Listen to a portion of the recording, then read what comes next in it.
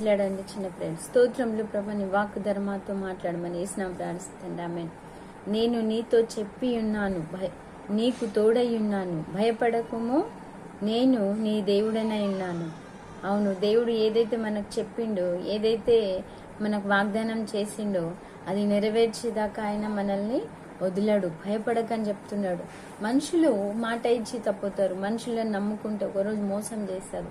మనుషులు ఎంత ఘోరం అంటే అలా అసలు భయంకరమైన గుణతత్వాలు వాళ్ళకు ఉంటాయి. కానీ దేవుడు అలాంటి వాడు కాడు. దేవుడు ఏమంటున్నాడు, నేను నీతో ఏదైతే చెప్పినో అది నెరవేర్చిందాక నిన్ను వదిలని అంటున్నాడు. మనుషులకి చదువు కావాలా, మనుషులకి అందం కావాలా, మనుషులకి ఇంకా డబ్బు కావాలా, అట్లయితేనే వాళ్ళు మనల్ని ప్రేమిస్తారు. లేకపోతే వాళ్ళు మనల్ని ప్రేమించారు. ఎందుకంటే ఇంకా మన దగ్గర ఏమన్నా ఉంటే లాక్కొని గీక్కొని తినే మనుషులు. అలాంటి కాక దేవుడు మనల్ని ప్రేమించిన వాక్యం దేవుడు దీవించున్నాడు.